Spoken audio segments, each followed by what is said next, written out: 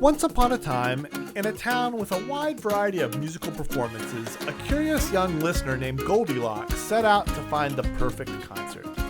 She didn't know exactly what she was looking for, but she knew she'd feel it when she found it.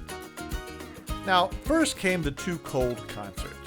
She came across a concert hall with 3 musicians who were scheduled to play that evening. And those posters, well, they were sort of vague. The program offered no real information, but she was hopeful. She slipped in and she took a seat.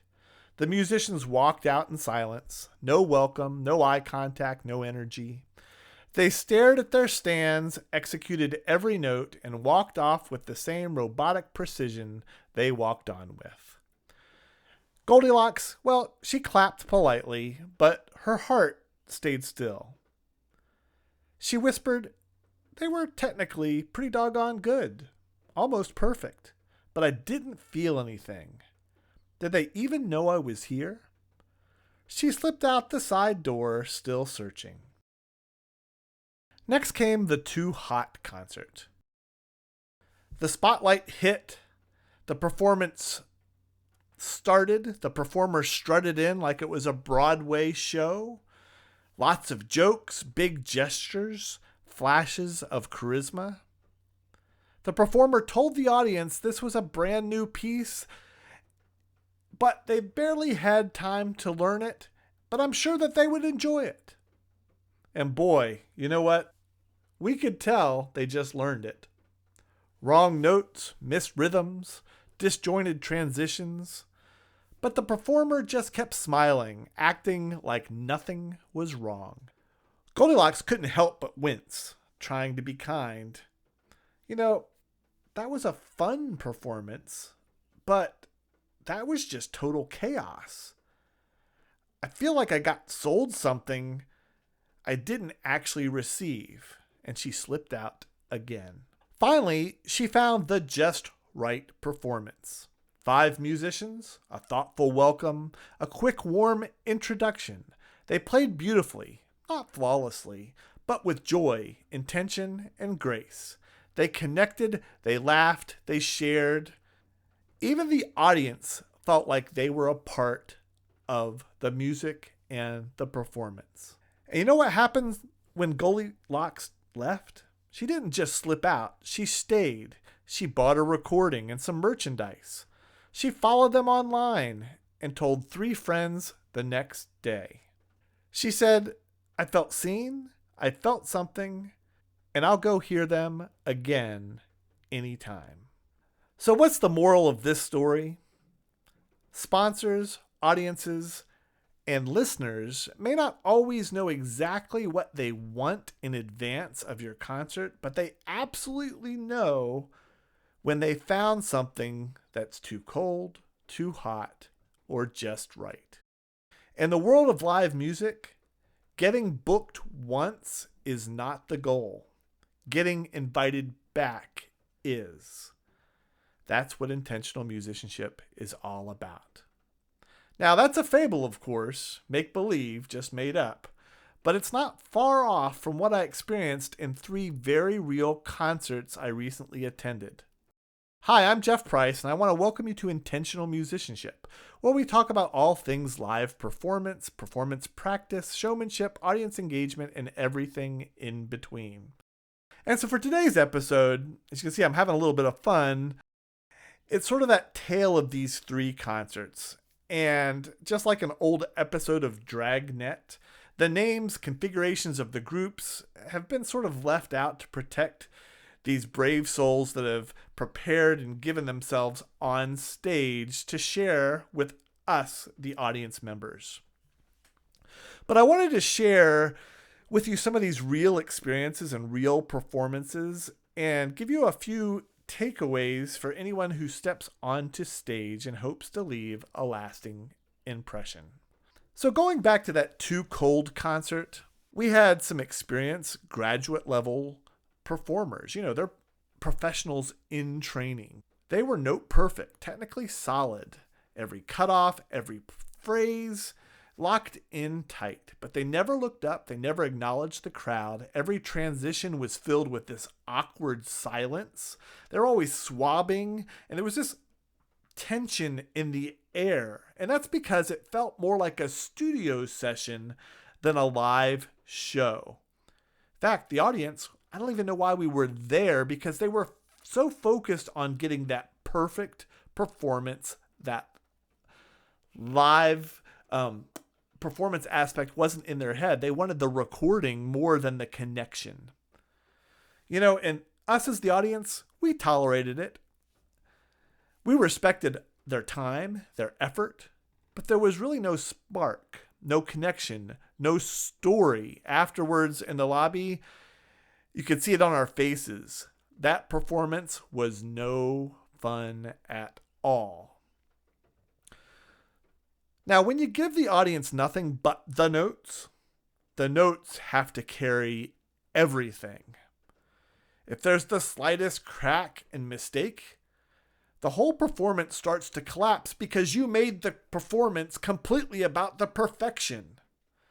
These musicians weren't prepared for a performance. They were just executing what was on the piece of paper.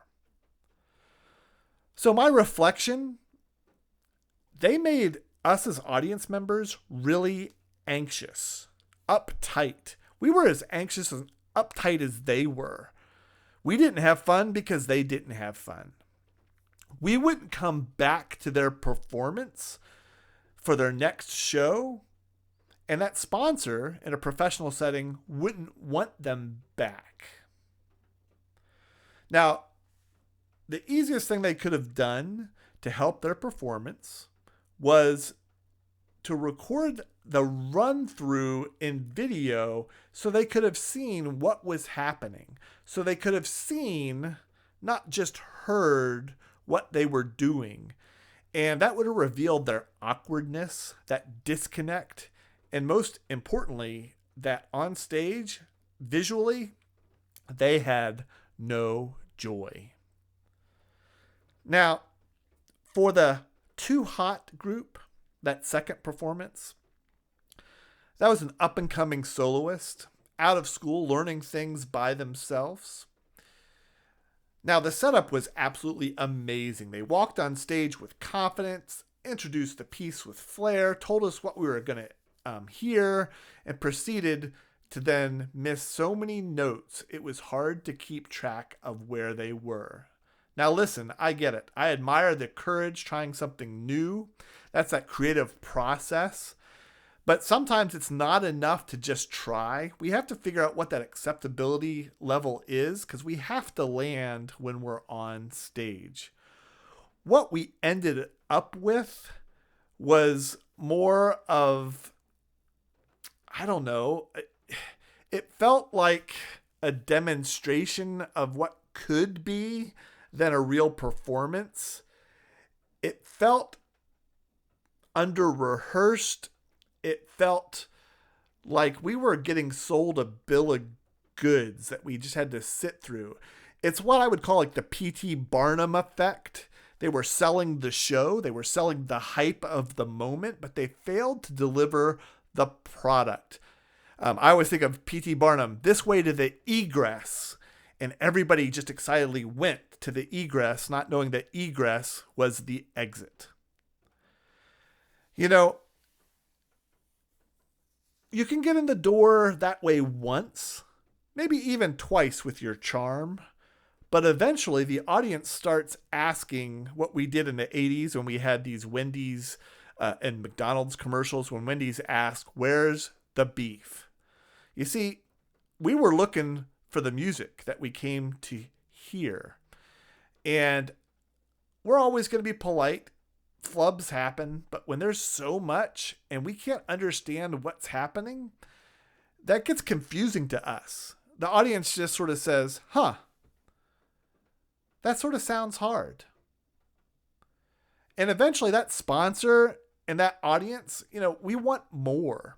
And that lack of communication with their instrument this time would limit ticket sales and would not warrant an invitation to come back. And we had that third group. We call that the Just Right group. It was a professional ensemble. 5 groups from a local symphony who knew the job, and did it well. They weren't perfect, but they were present. They were engaged. They communicated. They introduced songs. They shared stories. They laughed on stage. They smiled while they performed. At one point, even the horn player said, I don't usually do this after intermission, meaning that they talked about the piece, but I needed to share a few thoughts with you. He was going out of his comfort zone to make sure that we connected with him. It wasn't about him, it was about us. And in that moment, it was clear. It wasn't just music, it was more of a ministry, a community, a purpose. This group was adaptable, they were aware, and they were experienced. And you could tell that they had those good gigs in the past, those bad gigs. They had laid an egg at gigs, but they learned from each of them. And now, years later, they knew how to read the room and lead the show. This was something the sponsor and the audience would want to have again and again.